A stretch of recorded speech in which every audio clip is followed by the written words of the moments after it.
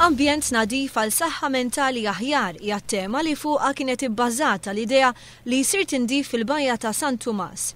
Il-Ministru Leo Brincat faħħar l-inizjattiva minn Richmond Foundation u qal li tagħmel ħafna sens għaliex bejn l-ambjent u s-saħħa mentali hemm konnessjoni kbira. L-attività hija eżempju ta' kemm għandna napprezzaw l-ambjent nadif u s-serenità li dan iġib miegħu, inkluż fis-saħħa mentali. Sostna li Richmond Foundation irnexxilhom joħolqu ħolqa naturali.